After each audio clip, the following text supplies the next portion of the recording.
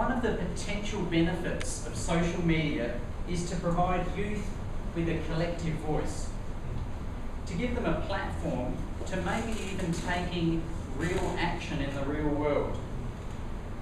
What I've asked Michael to share with us is his experiences, his observations in only 5 minutes, around why is social media so important for 21st century teaching and learning. Michael? Thank you so much. Hello everyone, and thank you for the great ceremony put forth by Microsoft today. Cikgu-cikgu semua, selamat Hari Guru hari ini ya. To give you a little bit of perspective of where am I coming from, I have some prior experience dealing with social media. Number one, I am proud to admit that I am a graduate of the Microsoft Imagine Cup program from New Zealand, where I emerged as one of the top teams in the country during that time. This was way back in 2008. And Microsoft provided us with a platform where we had to, during that time, collaborate online, utilizing Microsoft application. We had access to the Microsoft Students Development Network, which was amazing.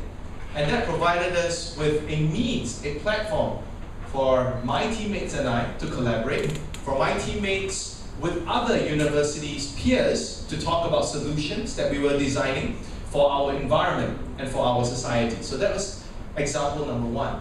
Now example number two would be with MDEC, Multimedia Development Corporation. I will quote an example from the year 2010. I had the opportunity to represent Malaysia to the world's largest youth summit in London, where I gave a speech, and that speech was then later highlighted on CNN and BBC, talking about how young people are literally changing the world by spreading information, spearheading campaigns through social media. Now this wouldn't have happened without an online election. This election was done via Facebook. It was all done in the UK, and MDEC supported me in my bid. And eventually, thank God, Malaysia voted and gave me the right to represent the country to that global summit in London. That was my working relationship with MDEC.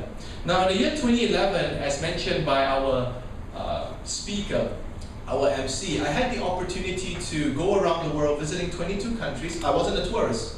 I was in each of the countries working with a government agency, with a company, and with an NGO on humanitarian and environmental efforts. And guess what? Most of these activities that I was involved in had me coach students in schools like we see right here.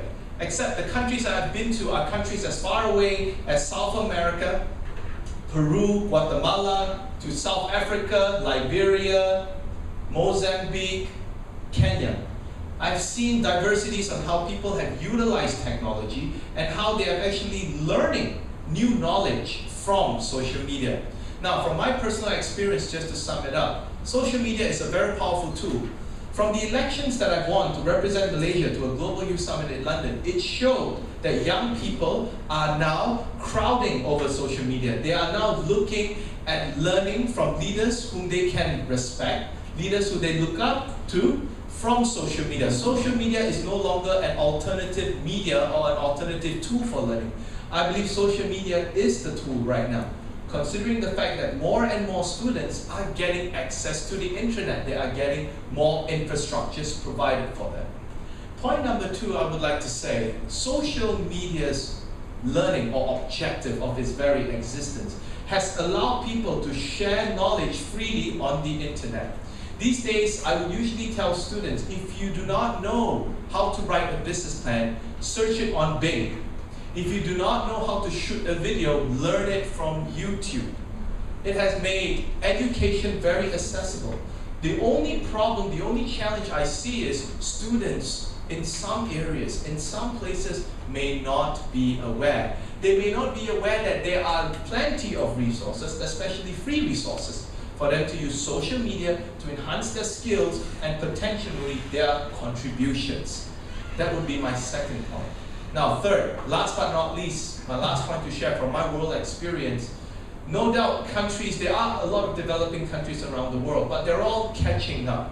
People are collaborating. In most of the major youth conferences that I've been involved in, including organizing TED Talks, if all of you are familiar with TED Talks in Malaysia, even organizing TED Talks, the organizers or the HQ in the UK enforces us for us organizers around the world to use their website, to use their social network, to network with other organizers, to exchange contact of speakers, to get a better curation of content, for us to deliver a better event for ideas worth spreading across our citizens here. So you can see companies, NGOs, governments, they are now already transforming their system where they are asking for collaboration. I believe, from my experience, there is no need for you to be in front of your boss or in front of your client now to do a meeting. You can do it via Skype call, conference call. So this shows the power of social media. I don't think any of us can deny that it is here to stay. And I think I'm not ruling out the traditional form of education. All I'm saying is, let us think, let us brainstorm, let us create solutions of how we can fuse and merge both social media and the traditional education platforms together. Because students these days, they are more exposed to technology than any one of us from the years before. Thank you.